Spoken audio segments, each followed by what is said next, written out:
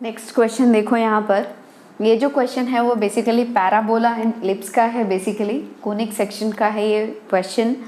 And यहाँ पर दिया जा चुका है let a b lambda be positive real numbers, suppose P is an end point of the latus rectum of parabola. Okay, L R का मतलब पैराबोला का जो एल आर है उसका एक कोऑर्डिनेट है which is P of that parabola which is y square बराबर 4 lambda x and suppose the ellipse x square by a square plus y square b square बराबर 1 passes through the point P. If the tangents to the parabola and ellipse at the point P are perpendicular to each other, then eccentricity of the ellipse is okay. तो इसका diagram पहले देख लो कि बोलना क्या चाह रहा है, ठीक है। तो ये बोलना चाह रहा है कि यहाँ पर बेसिकली ये एक पैराबोला है एंड लैम्डा क्या है, ऑफ कोर्स पॉजिटिव है, तो ये जो है वो इसका मुंह इस तरीके से खुलेगा वाई स्क्वायर बराबर 4ax है ना। और इसका एल मतलब कि एल आर है ना, लेटेस्ट रेक्टम की बात करें तो लेटेस्ट रेक्टम का जो एक एंड पॉइंट है दिस इज पी है ना। तो बेसिकली यहाँ पर क्या है, पी है एंड एक इलिप्स है जो कि इस पैराबोला को लेटेस्ट रेक्टम के पॉइंट पर ही कट कर रहा है, ठीक है। तो basically this point is P और पी का कोऑर्डिनेट क्या होता है, बेसिकली P का कोऑर्डिनेट लेटेस्ट रेक्टम का कोऑर्डिनेट होता है a,2a। तो यहाँ पर a क्या है, लैम्डा है, सो दिस इज लैम्डा, 2 लैम्डा, ठीक है ना, लैम्डा, 2 लैम्डा। तो यहाँ पर क्या कर रहे हो आप, P पॉइंट पर ही आप यहाँ पर दोनों का टेंजेंट ड्रॉ कर रहे हो, ठीक है। इलिप्स पर भी टेंजेंट ड्रॉ कर रहे हो है ना, इलिप्स पर भी टेंजेंट ड्रॉ कर रहे हो एंड पैराबोला पर भी टेंजेंट ड्रॉ कर रहे हो, ठीक है। और दोनों के टेंजेंट्स क्या है, परपेंडिकुलर हैं, मतलब क्या, दोनों के बीच में 90 डिग्री है, तो आपको इसेंट्रिसिटी ऑफ इलिप्स चाहिए, ठीक है। तो क्या करोगे आप, बेसिकली दोनों के टेंजेंट्स का स्लोप निकालोगे है ना, और m1 इंटू m2 बराबर क्या कर दोगे, -1 कर दोगे, उससे जो रिलेशन आएगा उससे इसेंट्रिसिटी आएगा, ठीक है। तो basically we have to find slopes. तो यदि हम लोग बात करें पैराबोला के लिए, कौन बोला, पैराबोला के लिए, तो वाई स्क्वायर बराबर 4 लैम्डा एक्स है, स्लोप चाहिए, दोनों तरफ क्या करोगे, डिफ्रेंशिएट करोगे, तो 2y into y dash this is equal to 4 lambda, isn't it, okay. तो y dash will be 4 lambda by 2y, but at point P we have to find जहाँ पर y क्या है, 2 lambda है, तो बेसिकली दिस इज 2 2 4 उड़ा, lambda lambda उड़ा, तो y dash is 1, तो m1 जो आ गया, स्लोप 1 is 1, ठीक है, m1 बराबर 1 आ चुका है। Next we will move for m2 के लिए हम लोग डिफ्रेंशिएट करेंगे इसे विद रिस्पेक्ट टू x, तो ये हो जाएगा 2x by a square plus 2y by b square into y dash this is equal to 0 है ना। यहाँ पर हमें स्लोप चाहिए, तो यहाँ पर ये हो जाएगा 2x by a square this is equal to 2y by b square into y dash है ना। ये 2 और 2 तो उड़ गया, बेसिकली ये माइनस आएगा ना, उधर जाएगा, तो ठीक है। तो ये हो गया x is lambda by a square this is equal to minus y which is 2 lambda by b square into y dash, ये लैम्डा और लैम्डा भी उड़ गया, y dash you have got which is ये हो गया, this is minus b square by 2a square, ठीक है। तो basically you have got m2 is minus b square by 2a square, okay, m2 आ गया, okay। now you know one thing which is m1 into m2 is -1, मतलब 1 into minus b square by 2a square this is equal to -1, ठीक है। तो यहाँ पर minus और minus उड़ा, B square बराबर आ गया 2a स्क्वायर, और देखा जाए तो ऑफ कोर्स यहाँ पर क्या है, b बड़ा है a छोटा है, क्यों, क्योंकि आप b में ही यहाँ पर जब आप 2 को मतलब 2 टाइम्स a स्क्वायर कर रहे हो तब b स्क्वायर आ रहा है, तो ऑफ कोर्स b एक यहाँ मतलब b जो है वो a से बड़ा है, ठीक है। तो इसेंट्रिसिटी विल बी क्या होता है, 1 minus b square by a square होता है जब a ग्रेटर देन b होता है, ठीक है। यहाँ पर b ग्रेटर देन a है, तो ये हो जाएगा 1 minus a square by b square, ठीक है। तो e square will be 1 minus a square by b square is 2a square, a square उड़ा, e स्क्वायर बराबर 1 माइनस 1/2 इज 1/2, मतलब e बराबर 1/√2। So this is the required answer. कौन सा option दे रहा है ये देख लो, ऑप्शन ए, ओके, आगरा इज द करेक्ट आंसर। तो यार पता है कोऑर्डिनेट ज्योमेट्री के क्वेश्चन जो होते हैं वो देखने में तो लंबे चौड़े लिखते हैं, देखो यहाँ पर कितना लंबा चौड़ा है, बट ज़्यादा कुछ खास दम नहीं है इन क्वेश्चंस में, है ना। आप कर सकते हो कि नहीं कर सकते हो, है ना। तो कोऑर्डिनेट ज्योमेट्री का बेसिक चीज़ें पता होना चाहिए, फिर आप आराम से कर सकते हो, ओके। तो बेसिकली देखा जाए तो कोऑर्डिनेट ज्योमेट्री का कॉन्सेप्ट भी नहीं है, यहाँ पर टेंजेंट नॉर्मल का कॉन्सेप्ट लग रहा है, दैट्स ऑल।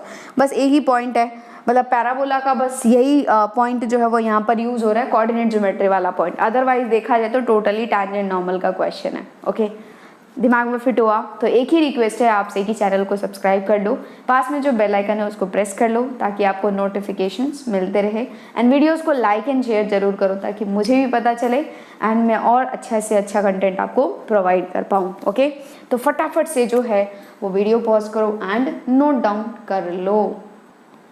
नेक्स्ट क्वेश्चन देखो, यहाँ पर ये जो है वो डेफिनेट इंटीग्रेशन का क्वेश्चन है, एंड जैसा कि आपको पता है कि जेईई एडवांस में हमेशा कुछ ना कुछ नया होता रहता है, तो इस बार भी नया मतलब नए नए कॉन्सेप्ट्स आए हैं, तो ये दिमाग में फिट करके रखना है आपको।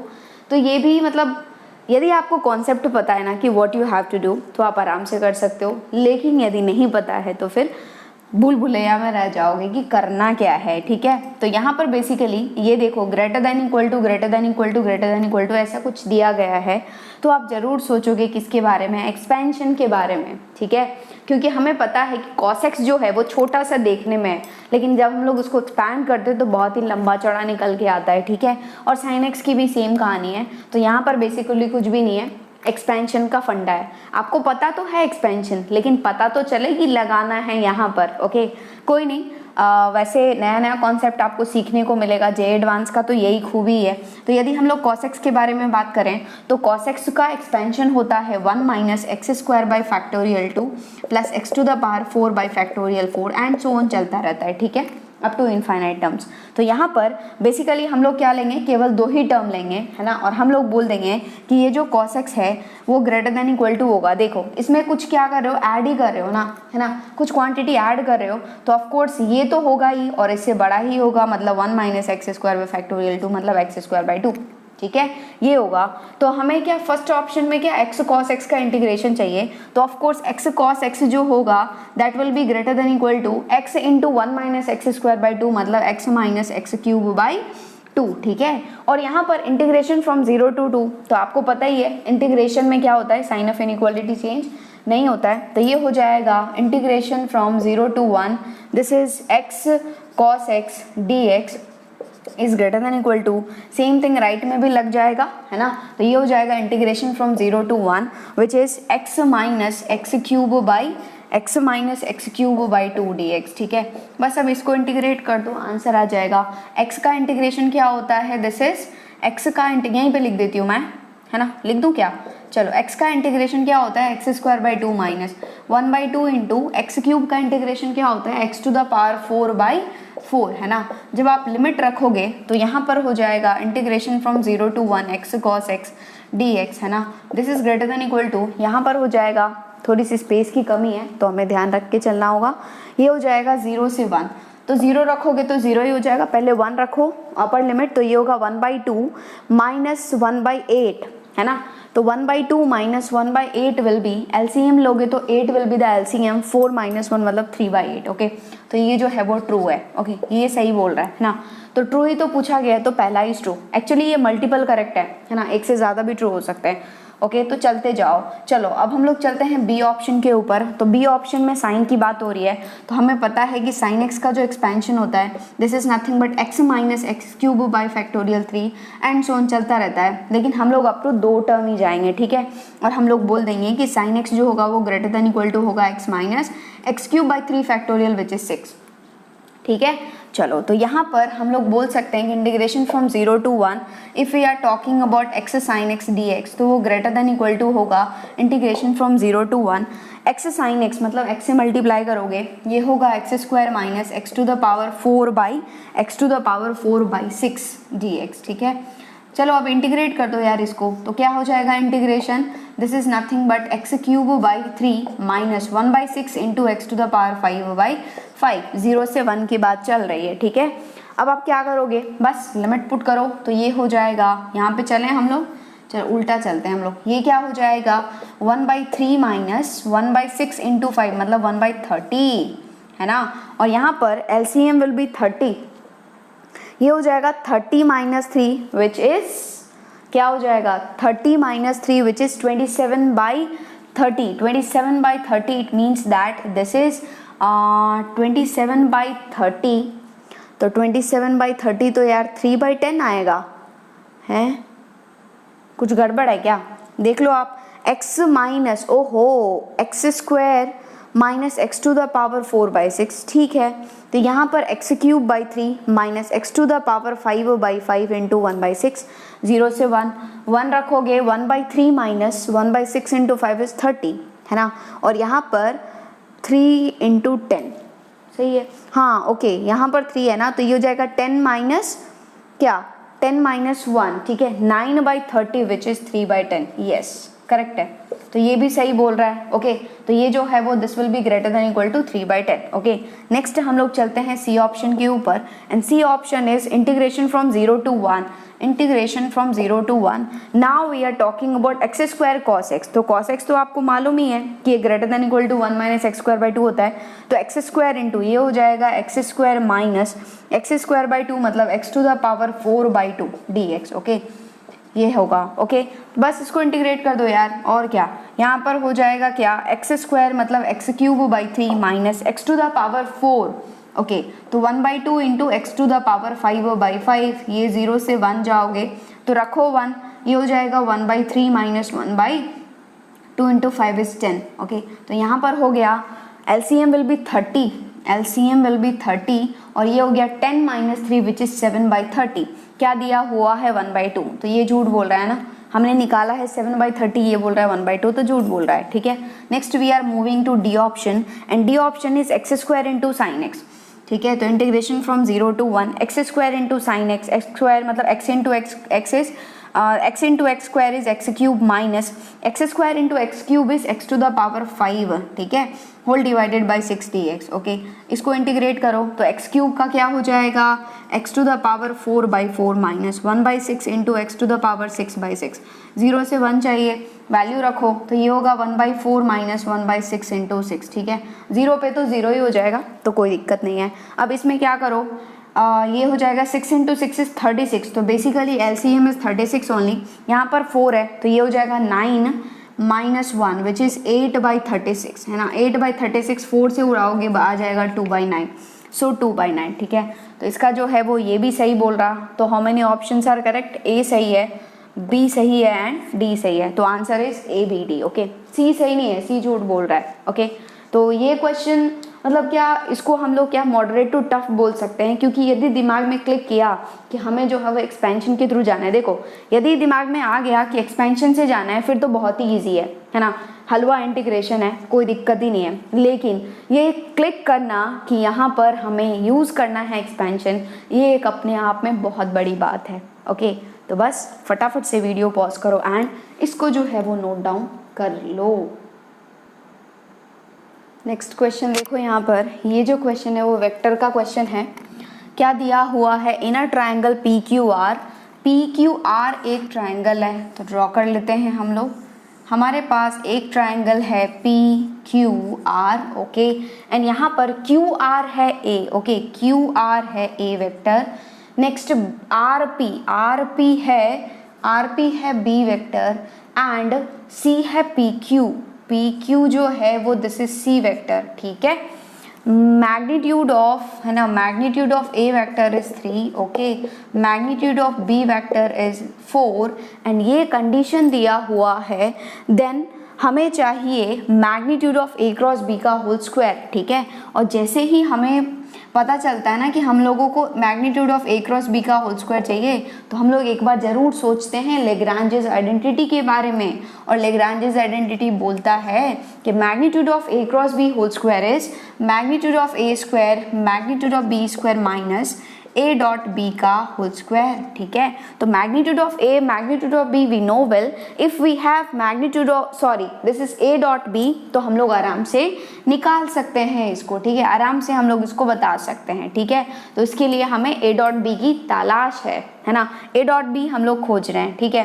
तो यहाँ पर बेसिकली यहाँ पर आप देखोगे कि सारे ही वेक्टर्स एक दूसरे को फॉलो कर रहे हैं, तो हम लोग क्या बोल सकते हैं कि A vector plus B vector plus C vector बराबर क्या हो जाएगा, 0 वेक्टर हो जाएगा, ठीक है।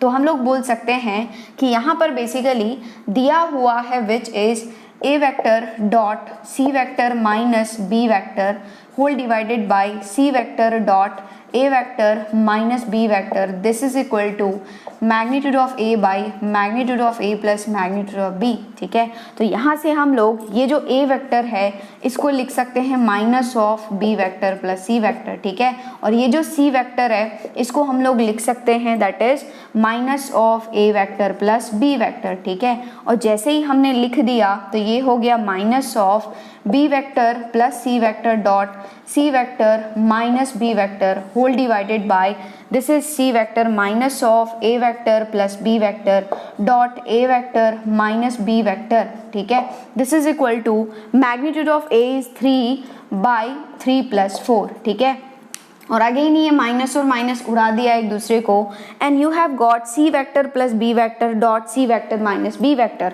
इसको हम लोग क्या लिख सकते हैं, magnitude of C vector minus magnitude of B vector का होल स्क्वायर। ठीक है ना, और नीचे यहाँ पर a plus B dot A minus B क्या हो जाएगा, मैग्नीट्यूड ऑफ a का whole square minus magnitude of b का whole square, this is equal to 3 by 3 plus 4 is 7। Okay, so you have got, you will get, क्या आपको मिलेगा, magnitude of C square will be as it is minus magnitude of B square is 16 whole divided by a is क्या 9 minus 16, this is equal to 3 by 7।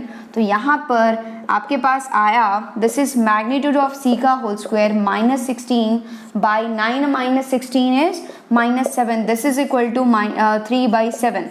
इसने इसको उड़ाया, magnitude of C whole square minus 16 बराबर minus 3, मतलब magnitude of C का whole square is minus 3 plus 16 which is 13। ठीक है, ये आ गया आपके पास। Okay, but we are interested for what, हम लोग इंटरेस्टेड हैं ए डॉट बी के लिए।